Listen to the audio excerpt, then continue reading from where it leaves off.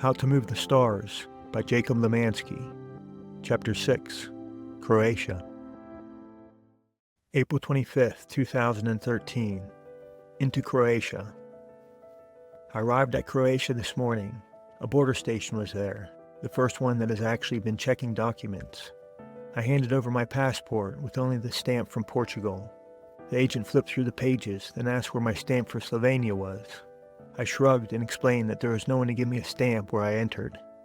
I thought back to 4 days ago when the police ushered me off the highway and possibly around the border station. The woman informed me that without the stamp, I had been in Slovenia illegally. My face revealed my shock. I wondered what sort of trouble I'd gotten myself into. She went to speak with her supervisor while I stood in the cool morning air. A few minutes later, she returned with my passport, stamped into Croatia. I thanked her, but didn't ask for more details. Either she was incorrect in thinking I needed a stamp, or she was doing me a favor. I entered Croatia into an area of such steep hills that I was forced to get off and push. Small villages and homes scattered themselves around the rolling land, and forests tightly filled in the spaces between. Nearly every home had a garden, and frequently someone was working the soil and pulling the weeds. As I slowly passed, they would stop whatever they were doing and watch me until I was out of sight. All day long, I felt like people were staring at me. This is a new phenomenon. In Western Europe, people rarely gave me a second look, and that's what I preferred. The extra attention I get as I've traveled east makes me uncomfortable. I try to shrink away from the farmer's gaze, but I have nowhere to hide and no way to blend in. I simply keep my eyes forward and stay moving. Tonight I am camping near the Drava River.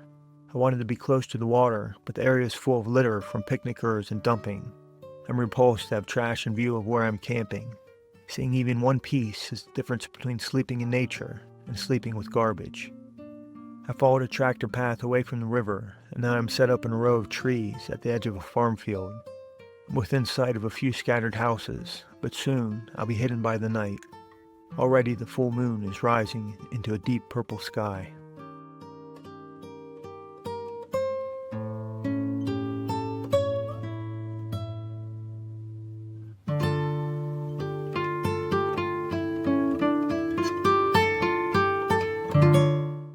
April 26, 2013. Crossing Croatia.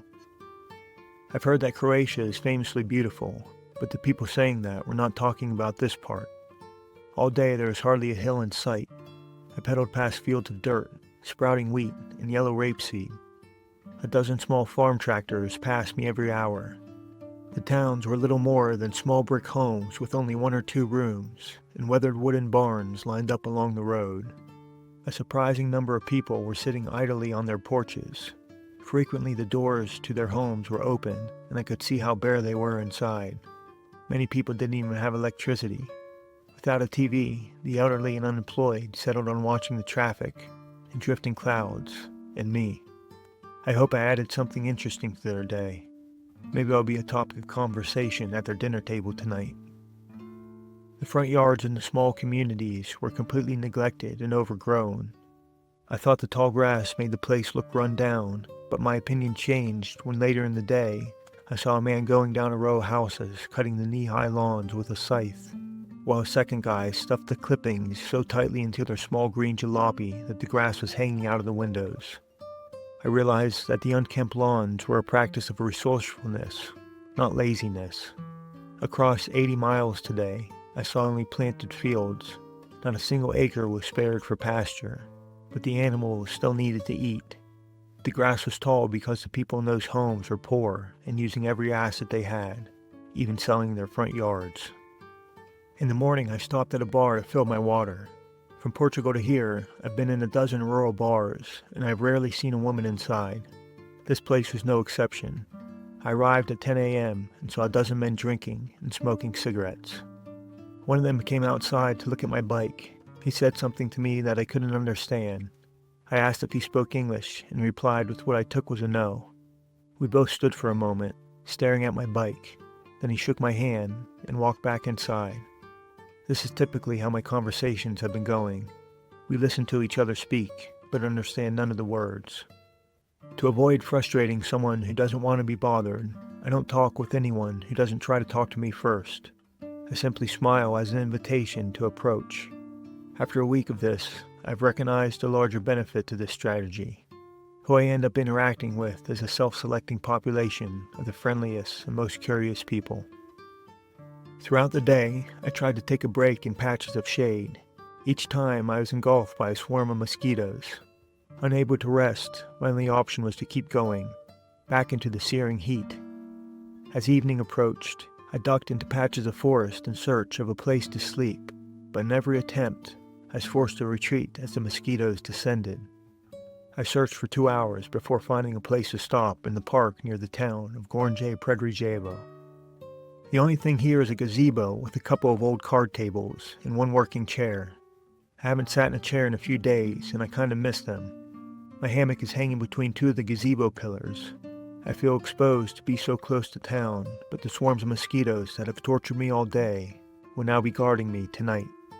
I hear hundreds of them humming on the other side of my bug mesh. So many that I don't expect anyone will be coming around.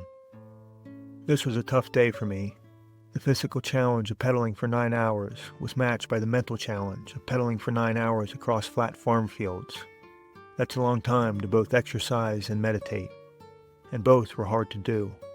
In my body and my mind, I'm still developing the resilience I will need to take me to the end of this journey.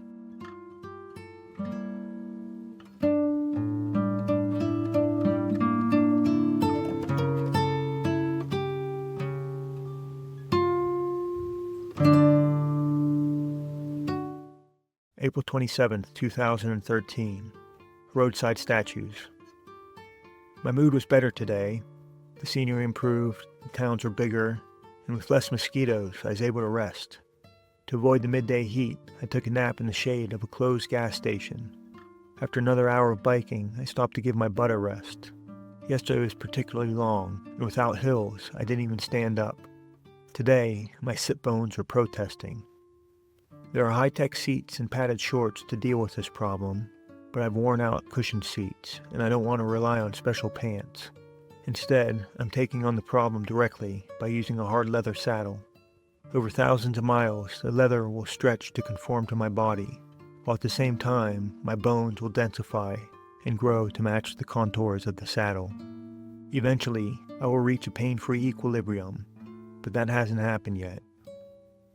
Throughout the day, I saw overtly Catholic statues standing in farm fields between towns. My visits to many churches across Europe has led me to understand that Catholics are fixated on the death of Jesus, and these pieces were no exception.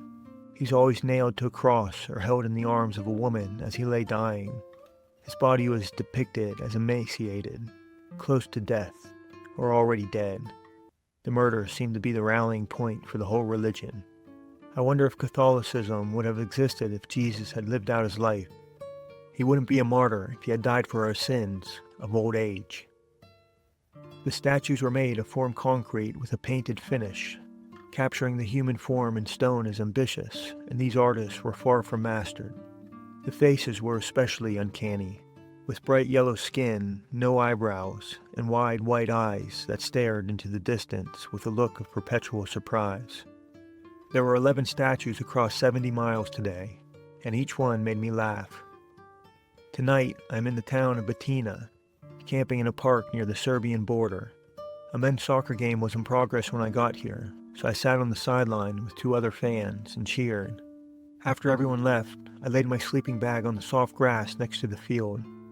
My plan now is to watch the stars until I can no longer keep my eyes open.